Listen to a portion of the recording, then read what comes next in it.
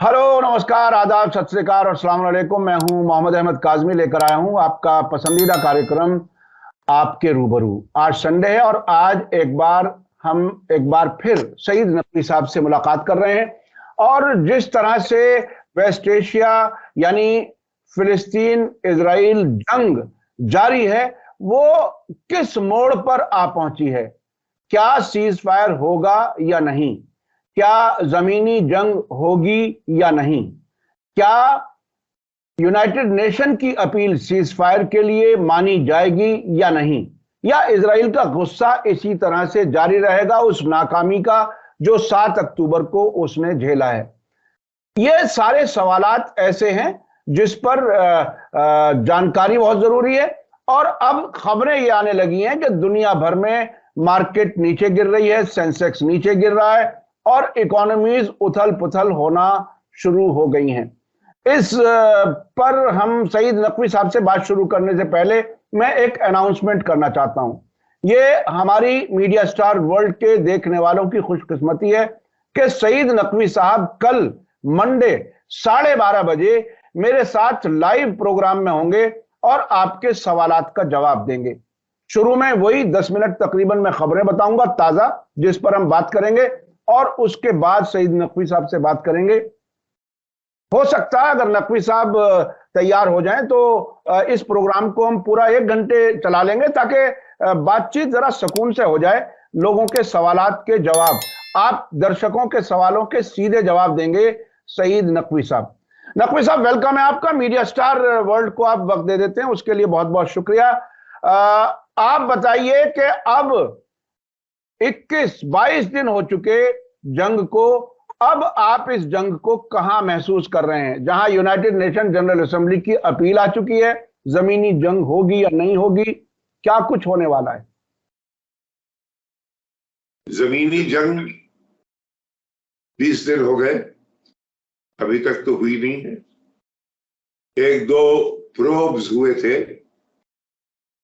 यानी कुछ दूर तक आए इजरायली टैंक्स में।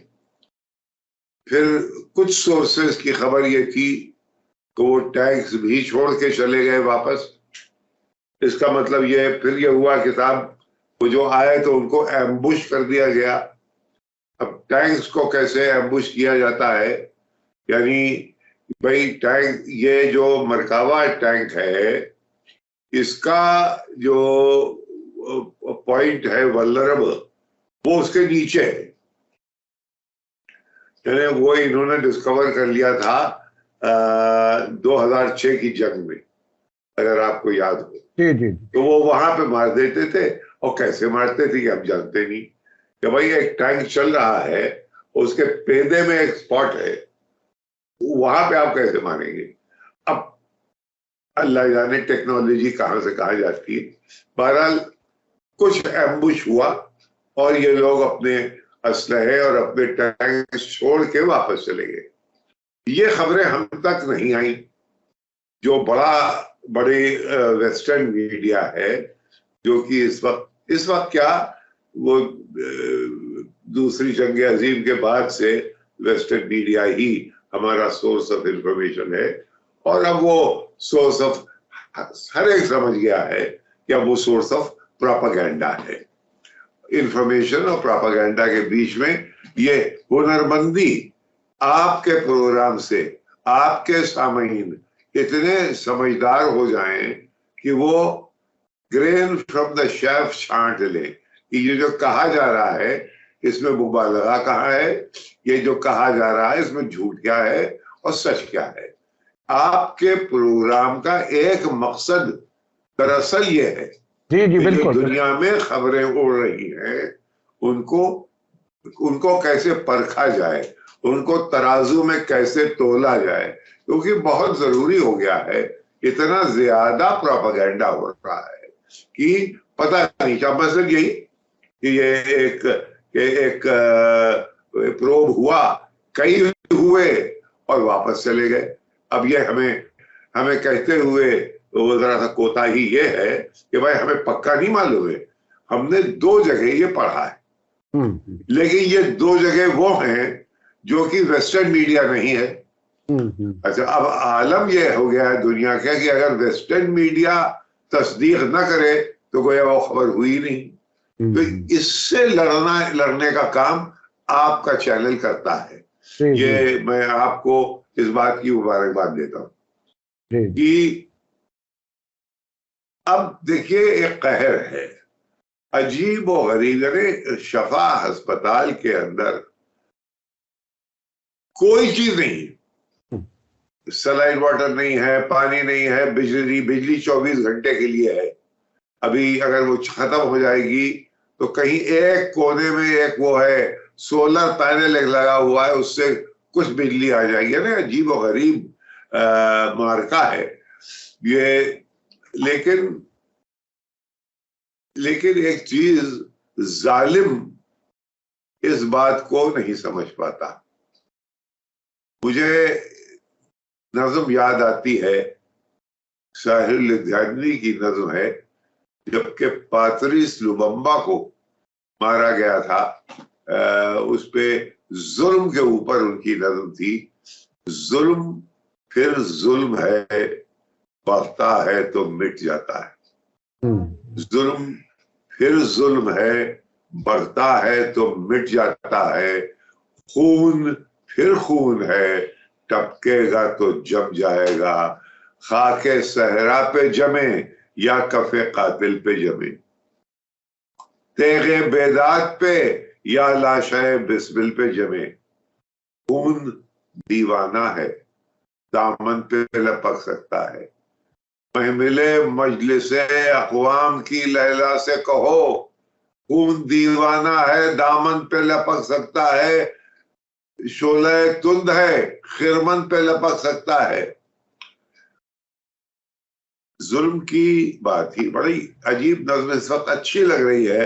जी। बहुत दिनों के बाद मुझे दिमाग में आई है। जुल्म की बात ही क्या, जुल्म की औकात ही क्या। जुल्म बस जुल्म है, आगाज से अंजाम तलक। खून फिर खून है, 100 शक्ल बदल सकता है। ऐसी शक्लें कि मिटाओ तो मिटाए न बने, ऐसे नारे कि दबाओ तो दबाए न बने, ऐसे शोले कि बुझाओ तो बुझाए न बने। ये नज़्म लिखी थी जुल्म के खिलाफ। ये नज़्म करबला पे भी हो सकती है। जी बिल्कुल। ये जुल्म का जहां भी जुल्म जालिम और मजलूम जहां है वहां के लिए ये नजर। और देखिए होता क्या है, मैं करबला को कोई एक मजहबी नुक्ता नजर से नहीं देख रहा हूं कि वो कोई, क्योंकि वो एक वाकया था 6080 में, यानी तारीखी वाकया थी। यानी कि BC में कभी हुआ होगा, यानी जबकि इजराइल स्टेट डिस्कवर की गई थी तो इसराइल का फाउंडेशन हुआ था। ये मोसेस के जमाने की नहीं बात, ये 680 में जब ये जंग हुई है नहर फुरात यूफ्रेटीज के बैंक पे इराक में, तो 72 लोग थे हुसैन के साथ। हुसैन क्यों चले गए थे 72 को लेके? यानी जो इन्होंने हमास ने किया 6-7 अक्टूबर को, वो क्यों किया? जानते थे कि भाई इनके पास तो इतना असलहा है और इनके पास इतना गुस्सा है और इनके पास इतना जबर है कि ये सब कुछ करेंगे। जी नकवी साहब आपने मौजूदा जंग को, करबला की जंग, और जहां भी कभी जुल्म और जालिम और मजलूम का के जो बिल्कुल कोई मजहबी पहलू नहीं है। मैं करबला को एक तारीखी वाकया और उसकी जो मॉरल और जो वैल्यू है कि किस लिए इसलिए जंग लड़ी गई कि भाई हम जानते हैं कि दुनियावी तौर से, यानी मोहम्मद अली जौहर का जो शेर है कि कत्ले हुसैन असल में मर गए यजीद है, कि भाई अक्सर ऐसी जीत होती है जिसको कहते हैं पिरिक विक्ट्री, अंग्रेजी में कहा जाता है। जी जी जी जी जी। लेकिन तो ये साहब, लेकिन इस याद वक्त रखिए काज़मी साहब और आपके सामीन याद रखें कि इशरत कतरा है दरिया में फना हो जाना, दर्द का हद से गुजरना है दवा हो जाना। आज मैं सुन रहा था वहां के अस्पताल, शफा अस्पताल के एक पेन कंट्रोलिंग डॉक्टर से गुफ्तगू हो रही थी कहीं, वो कह रहा था मोराल नहीं डाउन है, परेशानी में है हम, पानी नहीं है, जो अच्छा वहां पे मलबे के नीचे हजारों लोग दबे हुए हैं, उनके पास मशीनें नहीं है कि वो मलबे को उठाएं और उनको बाहर ले आए। नतीजा यह है कि जो हजारों लोग दबे हुए हैं वो भूख और प्यास और उमस में मर जाएंगे। ये लोग जानते हैं, बड़ा ये मार्टरडम का तस्वुर वेस्ट में नहीं है, नहीं है। और वो अक्सर वो बहुत काम देता है, अक्सर वो बहुत काम देता है। जी, मैं उसी का मैं याद दिला रहा हूँ नकवी साहब, 7 अक्टूबर को जो हुआ, जिसमें पैराग्लाइडर्स से लोग आए, नौजवान लड़के, और किस तरह से ये बिल्कुल नया तजर्बा दुनिया के सामने जंग में हुआ, और ये मुसलसल बमबारी के बावजूद 2 दिन पहले फिर एक बार हुआ, यानी तकरीबन 3 हफ्ते की जंग होने के बावजूद, बमबारी होने के बावजूद, वो हमास के लोग फिर पैराग्लाइडर से आए और अब भी वो हमले कर रहे हैं। इसका मतलब वो मॉरल डाउन नहीं है। अच्छा, अब मैं जो चलना चाहता हूं नकवी साहब, वो ये कि आपने बहुत सी जंगें कवर की हैं, आपने बहुत सी हुकूमतों के जो जंग में मुलविस होती हैं उनके फैसले भी देखे हैं, उनके मिजाज को भी देखा है। ये जो जंग जमीनी जंग होगी और एक तरफ अमेरिका की तरफ से ये कहा जाता है, जैसे अपने साथी पहलवान को हारते हुए देख करके ये कहा जाए कि अभी नहीं, जमीनी जंग मत करो, ये भी मशवरे आते रहे, हमारे कैदी छूट जाएं, जमीनी जंग मत करो, हम अपने एयर डिफेंस सिस्टम्स यहां लगा दें ताकि अमेरिकी फौजियों को खतरा ना बढ़े, अभी जंग मत करो। तो ये, इसको आप किस तरह से देख रहे हैं? क्या है कुल मिला के, क्या कुछ किस तरफ जा रहे हैं? देखिए काज़मी साहब, एक बदला है, बदले का जज्बा है वहां इजराइल के अंदर, जो कि हैरत, इसलिए मुझे हैरत होती है क्योंकि मैं इजराइल गया हूं। इजराइल में बहुत अच्छे लोग भी रहते हैं, यानी वहां पे हर एक दीवाना हो गया है, जैसे कि ये सरकार हो गई है वहां की बेंजामिन नेतन्याहू की, जिनसे कि बाय द वे मेरे 3-4 इंटरव्यूज हैं, कभी अगर आपको टुकड़े उससे चाहिए तो मैं आपको दे दूंगा टेलीविजन पे। ये बहुत ही सख्त राइट विंग, ये शेरोन और ये 2 लोगों के मुकाबले का कोई वहां हुआ नहीं अभी तक। ये बदला मुझे इसलिए हैरत है कि हिटलर ने 1941, 42, 43 में जिस तरह से गैस चेम्बर्स में यहूदियों को भेजा, और कोई 6 मिलियन कम से कम ये कहा जाता है कि वो उसमें मार दिए गए, ये वो कौम है जो कि ये सब सह चुकी है। ये वो कौम है जो बरसरे इक़्तिदार है जेरूसलम में और तेल अवीव में, कि जिसकी की हिस्टोरिकल मेमोरी में ये सब है कि भाई हमारे बुजुर्गों को, हमारे लोगों को इस तरह से गैस चेम्बर में जाके, महज इसलिए कि एक लोगों को एक किस्म की नस्ल को खत्म कर देना था।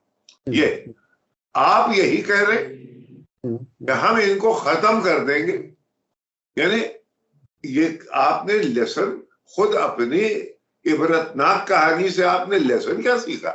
ये मेरी समझ में नहीं आता है।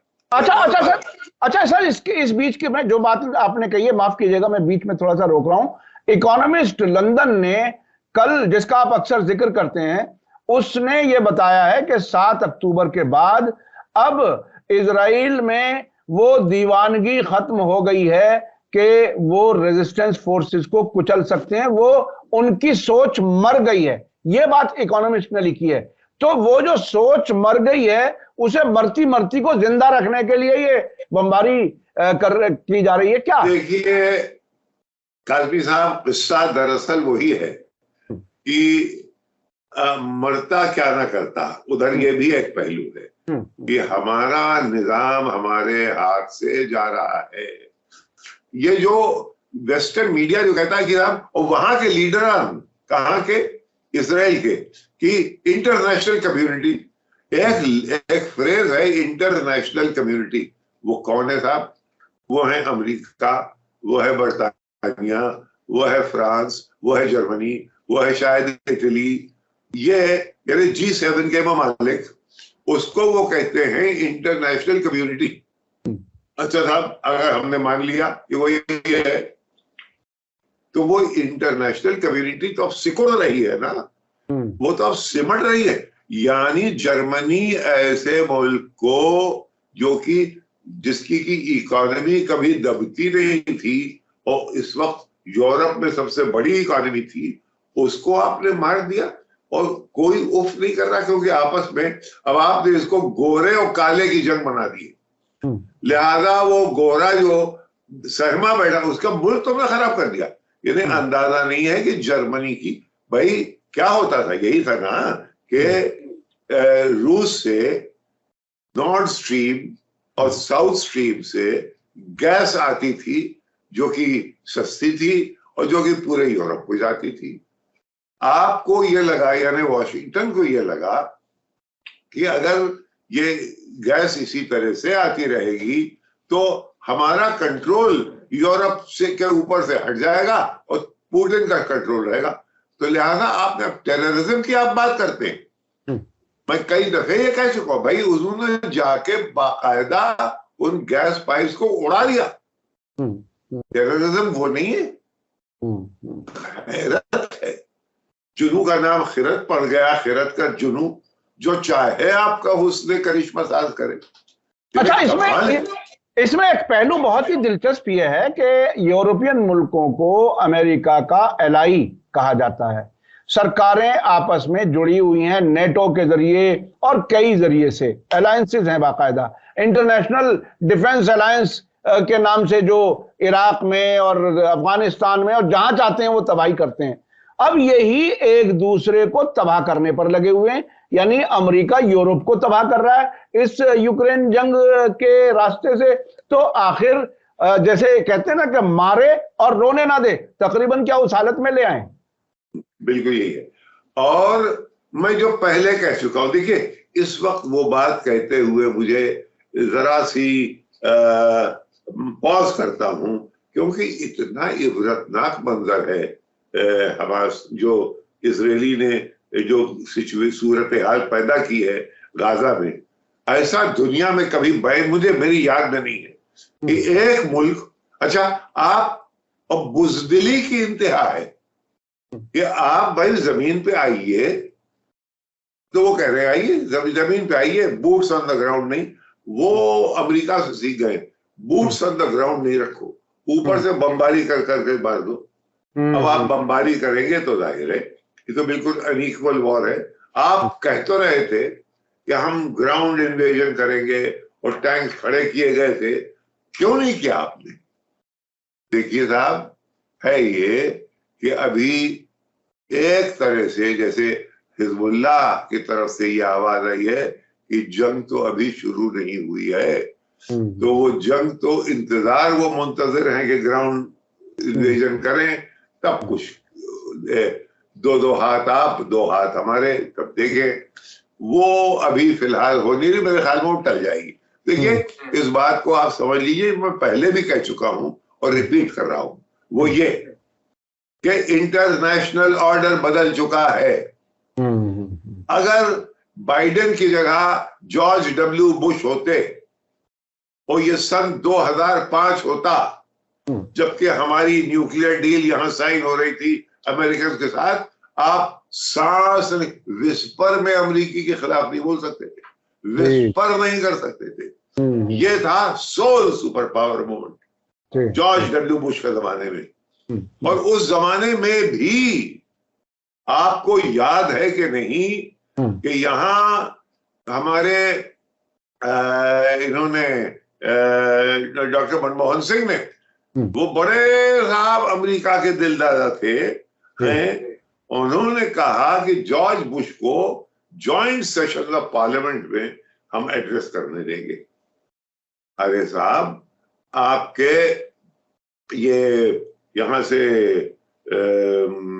ये अपने ये मौलाना देवबंद वाले ये और सब खड़े हो गए, कहा कि नहीं होने देंगे। आपने पूरा रामलीला मैदान, जो यहाँ का सबसे बड़ा मैदान है दिल्ली का, उसमें आके छा गए यहां से वहां तक। नतीजा ये हुआ कि ये नहीं होने देंगे। क्यों नहीं होने देंगे? उसकी उस वक्त वजह थी, क्योंकि जॉर्ज डब्ल्यू बुश को अहले ईमान मुसलमान ये समझते थे कि इसने इस्लामोफोबिया फैलाया है, मुसलमानों को एक टारगेट करके ये दुनिया में फैलाया गया है, लिहाजा उसको आप कैसे बुला रहे हैं। यानी इतने बेबस मुसलमान तब भी नहीं थे। और उन्होंने आखिर में क्या हुआ कि कैंसिल करना पड़ा। जॉर्ज डब्ल्यू बुश को एक पिकनिक मिली पुराने किले के ऊपर, ये था कि वो जॉइंट सेशन कैंसिल। तो जोश में आ जाए लोग और तो फिर बहुत कुछ हो जाता है। अच्छा, हालत ये है, मैं नकवी साहब, सूरत हाल ये है मियाँ, सूरत हाल ये है कि अमेरिका की पुष्पनाही के बगैर इजराइल कुछ नहीं है। ये अनसिंकेबल एयरक्राफ्ट कैरियर था इंपीरियलिज्म का। जिस दिन अगर इंपीरियलिज्म को सऊदी अरेबिया की जरूरत न रही और उसके बगैर वो जिंदा है और जल बिन मीन तड़प रहा है, तो ये समझ लीजिए कि इसराइल के पास वो ऑप्शन ही नहीं है जो कि सऊदी अरेबिया के पास है कि एक एक्सपैंडिंग ब्रिक्स की तरफ वो चला जाए। ये कहां जाएंगे? देखिए, इन्होंने जो मुल्क बनाया, 2 तरह के यहूदी इसराइल में रहते हैं और आप उनमें से एक कोई कहीं देख लीजिए, वो एक है अश्कनाजी जो कि यूरोप में रहे, और एक है सेफार्डिक, वो जो कि नॉर्थ अफ्रीका और अरब मुल्कों में जो रहे, वो सेफार्डिक कहलाते हैं। यानी वो कदरे कम है क्योंकि वो वाइट रेसेस में नहीं गिने जाते। इस वक्त सारी हुकूमत में आप कहीं एक सेफार्डिक मुझे ढूंढ के दिखा दीजिए। ये कौन है सेफार्डिक?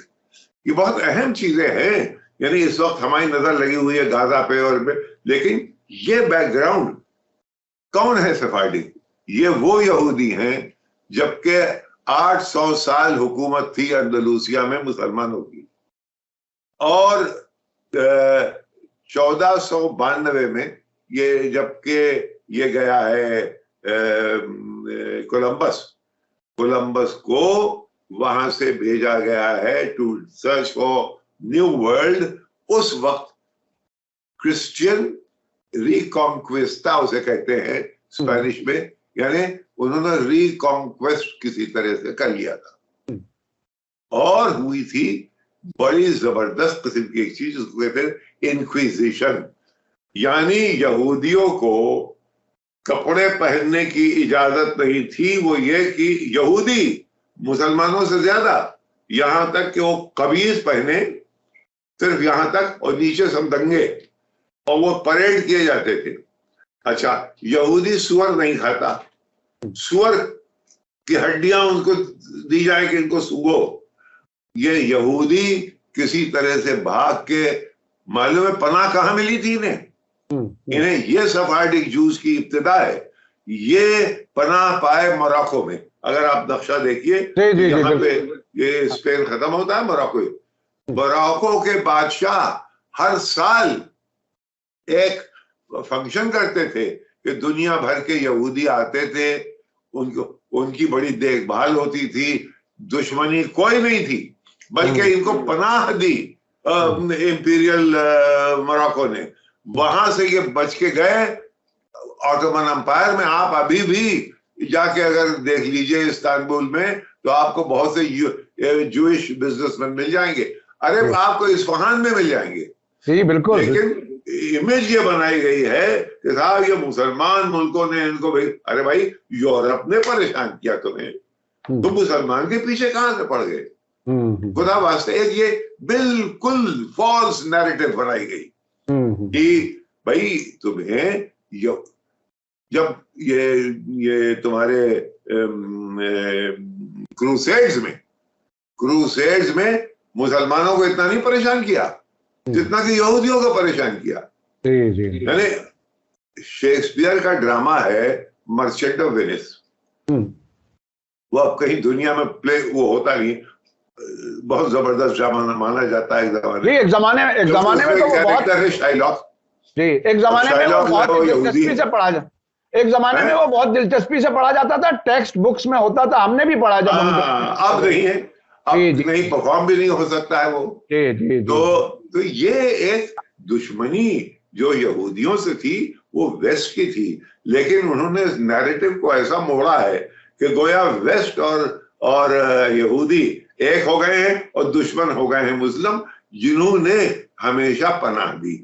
अच्छा, ये बहुत कोई झगड़ा नहीं था। ये बहुत ही अहम बात कही है और मैं समझता हूं हमारे जो देखने वाले हैं उनके लिए बहुत ही बड़ी इंफॉर्मेशन है। ये आजकल उस तारीख को कोई दोहराता नहीं है जो नकवी साहब ने बताया कि ये असल में वेस्ट की यहूदियों से दुश्मनी थी जिसको डाइवर्ट कर दिया गया मुसलमानों की तरफ। अच्छा, मैं अभी ताजा इन हालात में, हमारे पास वक्त कम रह गया, ये जो इस जंग के दौरान एक धमकी आई हैजल शाबी के कुछ ग्रुप्स की तरफ से कि अगर अमेरिका इस जंग में दखल अंदाजी करेगा तो उसके जो बेसिस हैं, जो छावनियां हैं इराक में और आसपास, उन पर हमला किया जाएगा। उसके बाद कुछ हमले शुरू भी हो गए सीरिया और इराक में। जब हमारी आपकी बात हो रही है, एक दिन पहले ही अमेरिका ने ईरानी ठिकाने बता करके सीरिया में अल्बु कमाल में हमला किया है और उसके फौरन बाद कुछ ही घंटे बाद ज़ेर जोर में अमेरिका के फौजी ठिकाने पर भी धमाका हो गया, यानी इमीडिएट रिएक्शन हुआ है।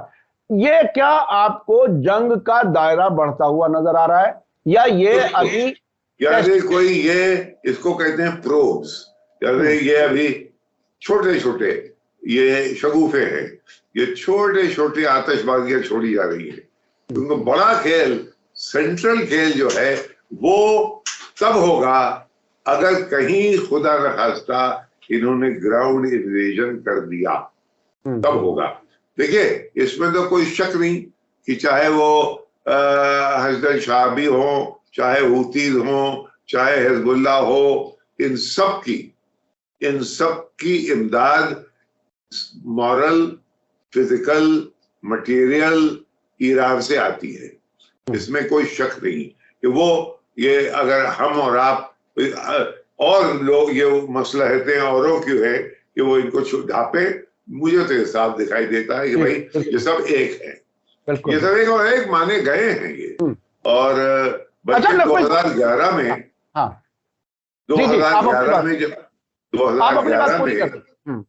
2011 में जब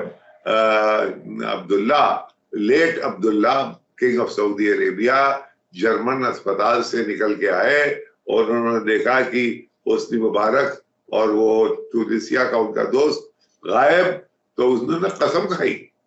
पहले तो इतना डरे अरब स्प्रिंग से कि 36 बिलियन बी फॉर बॉम्बे बिलियन डॉलर्स अपने कौम को दिया कि भाई अपनी जेब में रखो, खड़े ना हो जाना हमारे खिलाफ। एक भय था। फिर ये हुआ कि इसको डायरेक्ट किया जाए, और ये जिसको कि किसिंजर साहब भी शिया आर्क कहते थे, वो था क्या सीरिया, हिजबुल्ला, हमास। अब हमास शिया कहां से हो गया भाई? लेकिन शिया में वो भी था, ईरान, इनको तोड़ा जाए। उसको तोड़ने के लिए सबसे पहला था कि सीरिया को बर्बाद कर दिया जाए। मुल्क बर्बाद कर दिया, लेकिन अभी बशर अल-असद तो मौजूद है अपनी जगह पे। वैसे ही नकवी साहब, एक आखिरी सवाल, हमारे पास तकरीबन वक्त खत्म हो चुका है, लेकिन बहुत ही बुनियादी सा सवाल मालूम कर रहा हूं। इजराइल के बारे में दो नजरियात हैं। एक तो यह नजरिया है कि फिलिस्तीन की जमीन पर कब्जा किया, एक मुल्क बना, इसे मुकम्मल यहां से खत्म होना चाहिए, बकौल ईरानियों के कि पूरी तरह से खत्म हो जाएगा। एक दूसरा नजरिया है कि 1967 वॉर के दौरान जो जमीनें इजराइल ने और कब्जा की वो ऑक्यूपाइड टेरिटरी है, उससे इजराइल को वापस चला जाना चाहिए, खाली कर देना चाहिए। आप कौन से वाले नजरिए को सही समझते हैं, कौन सा प्रैक्टिकल है, क्या है हल? प्रैक्टिकल यही है कि जो एक चीज हो गई है, यानी इजरायली स्टेट, एक ज्यूइश स्टेट जब बन गई है तो वो अपने दायरों में रहे, और ये कि उसका फलस्तीनियों के साथ मिलजुल के रहना नामुमकिन नहीं है। हमने देखा है, हम इजराइल में भी गए हैं, लेकिन साहब जिस तरह से इन्होंने गाजा को हमेशा ट्रीट किया है, हमेशा, आज से नहीं, बहुत ही, मैंने आपको बताया था कि जैसे ये लटियंस दिल्ली से एकदम से आप कूद के एक ऐसी बोसीदा गली में चले जाएं पुरानी दिल्ली की, वैसा इतना कंट्रास्ट है जेरूसलम, तेल अवीव और गाजा में।